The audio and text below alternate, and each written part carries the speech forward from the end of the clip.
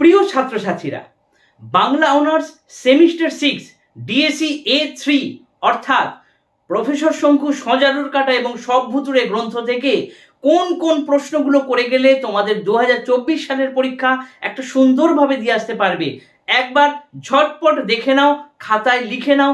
এই প্রশ্নগুলো করে গেলে তোমরা একটা সুন্দর নম্বর পাবে। প্রথমেই সজারুর কাঁটা থেকে বলি। সজারুর কাঁটা গল্পের মধ্যে বা উপন্যাসের মধ্যে সজারুর কাঁটা প্রসঙ্গটা কিন্তু খুব ইম্পর্টেন্ট। এটাই আবার সজারুর কাঁটা গ্রন্থের নামকরণের সার্থকতা হিসেবেও কিন্তু আসতে পারে। অর্থাৎ কিভাবে খুনি সজারুর কাঁটাকে ব্যবহার করে একটার পর একটা খুন করেছে, তাহলে নামকরণ কিংবা এই সজারুর কাঁটার ব্যবহার, এই বিষয়টা কিন্তু একটু ভালো করে দেখে যাবে। একই প্রশ্ন একটু উল্টে পাল্টে ঘুরিয়ে ফিরিয়ে দিতেই পারে। এরপর যে 2 নম্বর প্রশ্নটা, সেটা হচ্ছে ব্যোমকেশ চরিত্র। ব্যোমকেশ চরিত্রটা কিন্তু এবছরের জন্য খুব ইম্পর্টেন্ট। এবং তার সাথে বলে রাখি, গত 2023-এর পরীক্ষায় কিন্তু দীপা চরিত্র 5 নম্বরে এসেছে। সেহেতু দীপা চরিত্র এটা কিন্তু অবশ্যই ভালো করে দেখে যাবে। এরপরে যে প্রশ্নটা করবে সেটা হচ্ছে প্রবালগুপ্ত, অর্থাৎ খল চরিত্র হিসেবে সজারুর কাঁটার প্রবালগুপ্ত চরিত্রটি কতটা সার্থকতা পেয়েছে এ বিষয়ে আলোচনা করো। এরপর যে প্রশ্নটা করবে সেটা হচ্ছে উপক্রম অংশ। এই উপন্যাসে উপক্রম অংশ সংযোজনের তাৎপর্য ব্যাখ্যা করো। উপক্রম অংশ এটা কিন্তু খুব গুরুত্বপূর্ণ। এটা 9-5-এ আসবে, 9-10-এ আসবে, এটা কিন্তু একদম ছেড়ে যাবে না। এরপর দেখে নিই সজারুর কাঁটা থেকে 5 নম্বরের প্রশ্ন আমরা কোনটা করে যাব। প্রথমত বলি, দেবাশিস যে বৈঠকখানায় অর্থাৎ যেখানে আড্ডা দিতে যেত, এই আড্ডাখানার সকলের পরিচয়, সকলে কে কি করে, এখান থেকে 5 নম্বরের প্রশ্ন আসার চান্স রয়েছে এবং শর্ট প্রশ্ন তুমি এখান থেকে পাবে।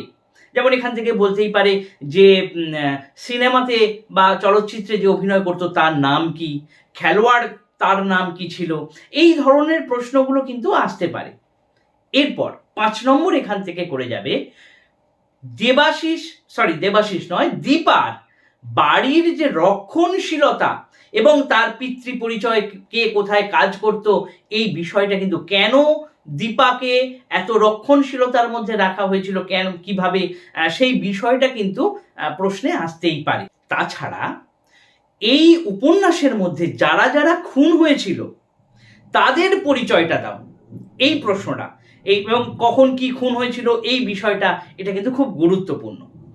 এরপরে এই গল্পের যে ক্লাইম্যাক্স অর্থাৎ শেষ দৃশ্যের যে নাটকীয়তা, সেই বিষয়টা, অর্থাৎ যখন ব্যোমকেশ নিজে সেই বুলেট প্রুফ জ্যাকেট পরে যখন নিজে গেল সজারুর কাঁটা নিজের আর কি আঘাতটা নেবে বলে, এই জায়গাটা কিন্তু খুব গুরুত্বপূর্ণ।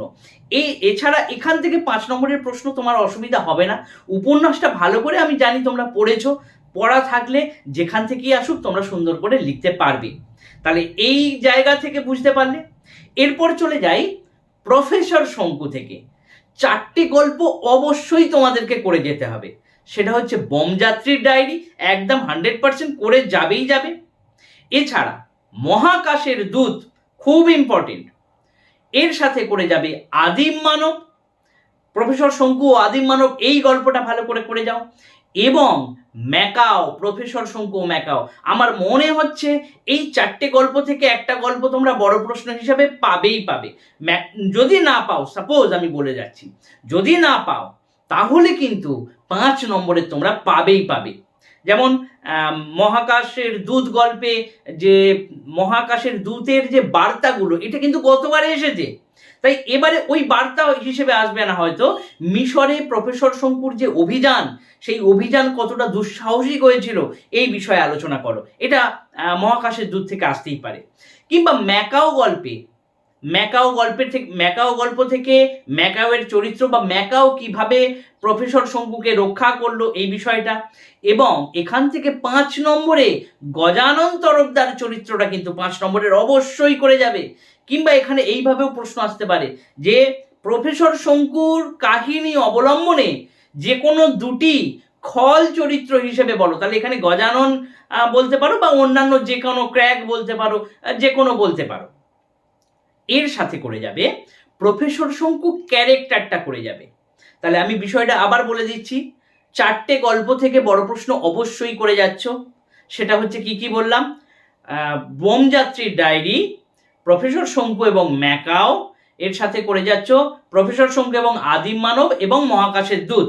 এই 4টে গল্প থেকে বড় প্রশ্নের জন্য অবশ্যই পড়ে যাও। এর সাথে পড়ে যাও যে কোনো 2টি কি 3টি খল চরিত্র ভালো করে পড়ে যাও। তার মধ্যে একজন হচ্ছে অবশ্যই গজাননটা পড়ে যাবে, কারণ গজানন তরফদার এটা 5 নম্বরে আসতে পারে আলাদাভাবে। এর সাথে করে যাবে প্রফেসর শঙ্কু ক্যারেক্টার, খুব ইম্পর্টেন্ট কিন্তু। এই যে 4টে গল্প বললাম প্রফেসর শঙ্কু থেকে, এখান থেকে তুমি 5এও কমন পেয়ে যেতে পারো, যাওয়ার চান্সটা খুব বেশি রয়েছে। এরপর আসি সব ভুতুড়ে গ্রন্থ। এখানে কিন্তু 5 নম্বরের যে গল্পগুলো রয়েছে বা 5 নম্বরের যে প্রশ্নগুলো রয়েছে, সেগুলো কিন্তু গল্প পাঠ ভালো করে না করে গেলে তোমরা সেখান থেকে 5 নম্বর লেখাটা চাপ হয়ে যাবে খুব। এইখান থেকে অর্থাৎ সব ভুতুড়ে গ্রন্থ থেকে তোমাদেরকে 10 নম্বরের বলি যে সব ভুতুড়ে গ্রন্থের বৈশিষ্ট্য খুব গুরুত্বপূর্ণ এবছরের পরীক্ষার জন্য। 2024-এ সব ভুতুড়ে গ্রন্থের বৈশিষ্ট্য অবশ্যই আসার চান্স রয়েছে। এছাড়া সব ভুতুড়ে গ্রন্থে ভূত মানুষের সাহায্য নিয়েছে।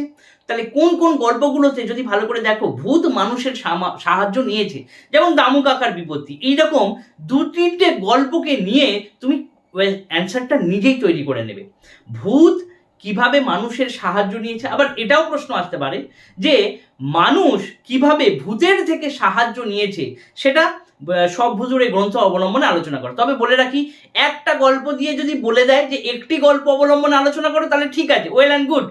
কিন্তু যদি না বলে দেয়, যদি বলে যে সব ভুতুড়ে গ্রন্থে কিভাবে মানুষ ভূতেদের থেকে সাহায্য নিয়েছে বা মানুষেরা ভূতের থেকে সাহায্য নিয়েছে, তখন কিন্তু একটা গল্প অবলম্বনে বললে হবে না, তখন কিন্তু 2-3 এরকম প্রচুর গল্প পেয়ে যাবে। যেমন তার মধ্যে একটা গল্প হচ্ছে খাগায় নম, খুব গুরুত্বপূর্ণ কিন্তু। সব ভুতুড়ে গ্রন্থে আরেকটা প্রশ্ন হচ্ছে যে এখানে আসতেই পারে খিদের গল্প উঠেছে, খিদের গল্প কিভাবে সব ভুতুড়ে গ্রন্থে ফুটে উঠেছে আলোচনা করো। এই প্রশ্নগুলো কিন্তু একটু ভালো করে দেখে যাবে। এগুলো গল্প পাঠ থাকলে তোমরা নিজে থেকেই এর নোটস নিজে থেকেই তৈরি করে নিতে পারবে। তাই এই অনুযায়ী ভালো করে বিষয়গুলোকে দেখে যাও। সব ভুতুড়ে থেকে আরেকটা প্রশ্ন বলি, যেমন ধরো সব ভুতুড়ে গ্রন্থ পাঠ করলে ভূত যে ভয় পাওয়ার বিষয় নয়, এই উপলব্ধি আমাদের হয়, গল্প অবলম্বনে তা আলোচনা করো। এখানে এটা সব থেকে সহজ একটা প্রশ্ন। যে কটা গল্প তোমরা পড়ছো সব কটা গল্পতেই দেখো ভূতকে কিন্তু লীলা মজুমদার ভয় পাওয়ার বিষয় হিসেবে তুলে ধরেননি। আমি কিন্তু সব ভুতুড়ে গ্রন্থের বৈশিষ্ট্য এটা কিন্তু আলোচনা করে দিয়েছি, তোমরা চাইলে চ্যানেলে গিয়ে একবার দেখতে পারো। তাহলে এই ধরনের প্রশ্নগুলো যদি সব ভুতুড়ে থেকে করে যাও, আর তোমাদের কাছে অনুরোধ টেক্সটটা একটু ভালো করে পড়ো, একদম খাপছাড়া না করে তোমরা মোটামুটি একটা লাইন ধরে যতটুকু পারবে তোমরা পড়ো, কিন্তু কমপ্লিটলি করে যাও সেগুলো, তাহলে দেখবে একটা সুন্দর নম্বর পাবে। তাহলে ডিএসসি A3 এখান থেকে তোমাদের কোন কোন প্রশ্নগুলো আসতে পারে সেই বিষয়ক একটা আলোচনা করলাম। তবে এটাকেই চূড়ান্ত সাজেশন হিসেবে গ্রহণ করে তোমরা কিন্তু পড়ে যেও না, তোমাদের কাছে অনুরোধ। কারণ 6 সেমিস্টারে কিন্তু তোমাদেরকে একটু বেশি পড়ার অনুরোধ আমি বারবার প্রত্যেক ভিডিওতে করছি, কারণ আটকে গেলে কিন্তু সমস্যায় পড়ে যাবে। কেমন? তাহলে বিষয়টা বুঝে নাও একটু, এই তো কটা দিন রয়েছে, একটু ভালো করে পড়ে নাও, তাহলে দেখবে একটা সুন্দর নম্বর পাবে। এই ভিডিওটা এই পর্যন্তই, ধন্যবাদ।